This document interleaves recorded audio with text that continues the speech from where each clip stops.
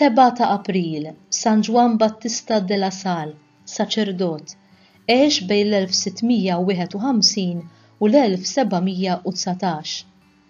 Il-fundatur tal-Frères, twieled f'Reims, Franza, fit-30 ta' April tal-1651, familja nobbli u sinjura ħafna. Fl-1670 daħal is-seminarju ta' Pariġi u ġie ordnat saċerdot fl-1678 meta kellu 28 sena. Sentej wara intaqa' ma' Adrian Nile u miegħu beda jaħdem għall-edukazzjoni tat-tfal foqra. Baqa' sakemm intefa' b'ruħu u b'ġismu f'dan ix-xogħol. Ħalla d-dar u l-kanonikat, flusu beda jonfoqhom fit-tfal u beda jgħix fl-istess livell tal-foqra li għalihom iddedika l-kumplament ta' ħajtu. Beda jiftaħ skola waħda wara l-oħra u minn żmien għal żmien kien iżurhom. Kien jinkoraġġixxi l-għalliema, jagħtihom pariri u jissuġġerilhom metodi ġodda biex jgħallmu aħjar. Ġieli stedinhom id-dar tiegħu biex jieklu u joqogħdu miegħu. B'hekk bdiet ir-rabta ta' wħud minnhom li wara permezz tagħhom waqqaf il-kongregazzjoni tal-Aħwa Frères fit-28 ta' Mejju tas-sena 1684. Fl-1684 l-ewwel 12 dixxiplu għamlu il-professjoni temporanja u poġġew il-kongregazzjoni taħt il-ħarsien speċjali tal-Madonna. Iżda fl-1700 għamu l-ewwel diffikultajiet minħabba il-metodi ġodda fit-tagħlim introdotti mill-fundatur. Hekk, pereżempju, dawk li kienu jiċċarġjaw għat-tagħlim fl-iskejjel kienu kontra it-tagħlim b'xejn kif kien jingħata fl-iskejjel ta' San Ġwann Battista della Salle. Barra minn dan, anki is-Sulpiżjani irreaġixxew kontra tiegħu għax il-Qaddis warrab il-metodi tradizzjonali li kien spiċċa żmienhom u kien jinsisti għall-użu tal-Franċiż aktar milli tal-Latin. Għalkemm għall-ewwel l-intenzjoni tiegħu kienet li jmexxi biss skejjel b'xejn għall-foqra, fl-1698 fuq talba tas-Sultan James ġagbu tnej tal-Ingilterra u fetaħ l-ewwel skola għat-tfal subien tal-klassi aristokratika. Il-metodi pedagoġiċi tiegħu wasslu għat-twaqqif ta' istituti ta' studju għall-gradwati, l-organizzazzjoni tal-klassijiet ta' nhar ta' Ħadd, kif ukoll skejjel ta' snajja għal studenti bejn is-7 u l-20 sena.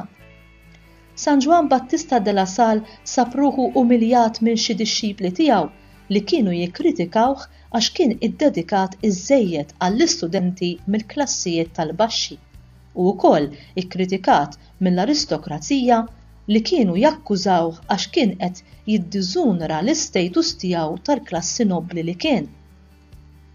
Barra mill-iskejjel primari u sekondarji li waqqaf, ħsieb ukoll jiftaħ kulleġġi tal-għalliema, Colleges of Education. L-ewwel wieħed li fetaħ kien f'Reims fl-1687, imbagħad f'Pariġi fl-1699 u ieħor f'Saint Denis fl-1709. L-iskejjel tiegħu xterdu ma' Franza kollha u mad-dinja. Il-metodi tiegħu bidlu s-sistema edukattiva ta' żmienu. Dan swilu ħafna diżappunti, ostakli u oppożizzjoni minn niesu, mill-awtoritajiet u speċjalment minn ġensinisti li kienu qawwija ħafna. Fl-1695 ifformula 7 regoli għall-komunità tiegħu. Kiteb ukoll trattat fuq l-edukazzjoni, it-tmexxija tal-iskejjel insara. San Ġwann Battista della Salle irreżenja minn superjur fis-sena 1717, sentejn qabel ma miet, u iddedeka lilu nnifsu għall-istruzzjoni tan-novizzi u l-pubblikazzjoni ta' xi kotba, fosthom metodu ta' talb mentali, meditazzjonijiet.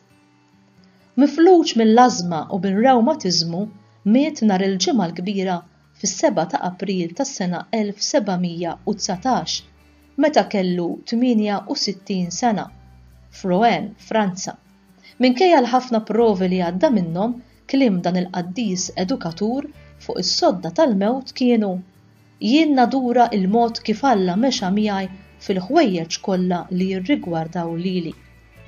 Kien iddikjarat qaddis flimkien ma' Santa Rita fis-sena 1900 minn il-jun 13.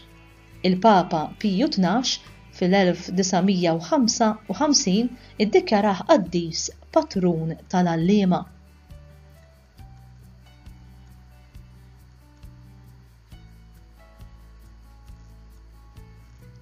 Kemm xogħol, kemm dedikazzjoni, kemm enerġija kunsmata għall-avvanz ta' tfal u żgħażagħ, kemm importanza mogħtija lill-edukazzjoni u l-aħjar metodi kif din tiġi mwassla. San Ġwann Battista della Salle, il-patrun qaddis tal-għalliema. Imma l-istudenti tagħna llum, mo speċjali dawk li huma prodott tal-iskejjel tal-knisja u tal-iskola li ġġib isem dan il-qaddis dedikat, qed jirriflettu valuri nsara għal kumplament ta' ħajjithom. Fuq kollox mhux din l-aktar ħaġa importanti. Dan huwa parti mid-diskors li jagħmel l-Arċisqof Charles Scicluna fl-4 ta' Lulju tas-sena 2016 fil-quddiesa tal-gradwazzjoni tal-istudenti tas-Sixth Form tal-Kulleġġ della Salle il-Birgu. Jiena id-domanda li nixtieq nagħmel lilkom żgħażagħ hija domanda sempliċi. Għaddejtu minn esperjenza fi skola Kattolika. Intom illum se tħallu l-fidi tagħkom hawn u titilqu minn hawn għatejji pratiċi? Din l-aħħar quddiesa li se tisma' qabel tiżżewweġ jekk tiżżewweġ bil-Knisja? Din l-aħħar Ewkaristija li ddeċidejt li tattendi għaliha għax hija parti minn serata? Għax inti bħal meta tmur klus u kollox ikun ipprogrammat? Id-domanda nagħmililek mhux għax nixtieq nimponi xi stil ta' ħajja fuqek, nagħmililek għaliex tinteressani r-risposta libera tiegħek u qed nagħmililek quddiem il-ġenituri, għax il-ġenituri ormai nispera li għajjew jippruvaw jipperswaduk.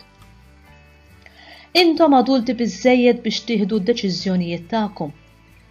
Imma xi kwalità ta' deċiżjoni se tieħu wara li għamilt snin jew almenu fl-istess grupp ta' esperjenza ta' edukazzjoni fi skola tal-Knisja? Sirtu iżjed antiklerikali milli kontu qabel, għax kieku ngħid allura li hija falliment. Bil-fidi tiegħek fejn qiegħed? Tgħid li ma tinteressanix? Allura nifhem li l-istilla tal-fidi ta' della Salle għalik ormai ma tfisser xejn li f'beġġ tal-iskola u li se tkun fuq iċ-ċertifikat li se jagħtuk illum. Tista' tgħidli, imma fimni fader, il-kwistjoni li jiena għaddejt minn skola tal-Knisja ma jfisser xejn ħlief li nispera li jiena persuna aħjar. Jiena nawgura li inti persuna aħjar għax kien hemm fl-aħħar tal-Vanġelu għalik intqal mhumiex kategorija ta' nies li tiddisprezzhom imma li tgħinhom. Intom tistgħu tqisukom bħala grupp ta' nies privileġġjati u din il-kelma tweġġani għax l-iskejjel tal-Knisja m'għandhomx ikunu għal privileġġjati. Huwa privileġġ tal-komunità li toffri l-edukazzjoni, imma aħna maħniex hawn biex noħolqu elit li jkasbar il-fqir. Allura kieku jien nagħlaq l-iskejjel għaliex minflok ma nkun qed nedu kwal-qalb, ikun biss li krejajt monstri bla qalb. Dan il-kliem qed ngħidu biex nabbikom bir-responsabbiltà. L-edukazzjoni Kattolika trid tkun edukazzjoni mhux biss biex titgħallem tisma' l-quddiesa u tapprezza, imma qabel xejn tirrispetta lilek innifsek u l-proxmu. Jekk student li għadda minn della Salle huwa razzist u jiddisprezza lil min mhux bħalu, della Salle ma sewwa xejn għalih.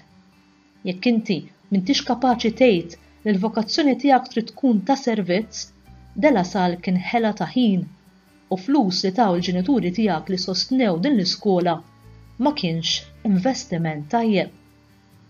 Qed ngħidlek mhux biex inkun negattiv, imma biex nabbikom bir-responsabbiltà. Fl-istess ħin jiena nifraħ magħkom ta' dak kollu li qegħdin toħolmu bih u tippjanaw għall-futur. Nimmaġina li diġà qed tistennew bħerqa r-riżultati tal-eżamijiet.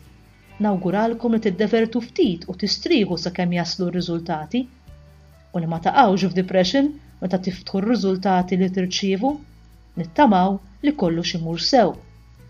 Inutli tixel ix-xemat lil Sant'Antnin ta' Padova jew lil San Ġwann Battista della Salle għax issa li jemmem, imma nawguralkom li r-riżultati ikunu tajbin u d-deċiżjonijiet li tagħmlu għall-futur tagħkom tagħmluhom b'responsabbiltà kbira. Mhux biss li tuża it-talenti tiegħek tajjeb, imma li tagħżel li tkun ta' servizz għas-soċjetà. Huwa dan il-privileġġ ta' kull nisrani li tkun ta' servizz għas-soċjetà. Imbagħad il-mulej ibirkek bil-għana, bil-ġid, ħadgawdi int u l-familja tiegħek. U għamel minn kollox biex tgħin lil minhu inqas privileġġjat. Jien nirringrazzja lil brothers ta' Della Salle tad-dedikazzjoni tagħkom. Intom ormai an endangered species għaliex anki vokazzjonijiet għal Della Salle ma tantx qed nara jien fuq ix-xefaq biex ma ngħidx fuq l-orizzont, imma fuq ix-xefaq. Imma jien nawgura li jkollkom gruppi ta' lajċi bħal brothers mill-Kolombja li hawn magħna. Innawgura li gruppi ta' lajċi jiġu entużjażmati bl-eżempju u anke bix-xogħol li qegħdin tagħmlu. Nawgura biex din l-opra tkompli. Ejjew nitolbu għall-istudenti kollha, għall-brothers u għall-għalliema kollha biex jibqgħu jimxu fuq il-passi ta' San Ġwann Battista della Salle, bla tidwir, lawn jew lem.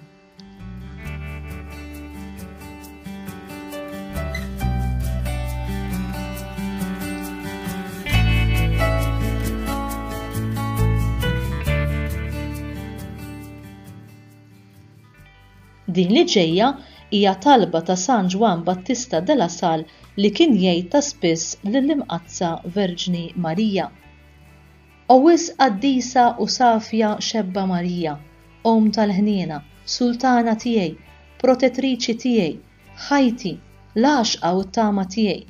Fit-tieba tiegħek għamel li jkolli qalb ta' iben veru tiegħek, qalb li ma raj tobdi u twieġeb lill-iben divin tiegħek, is-Salvatur tiegħek u tiegħi.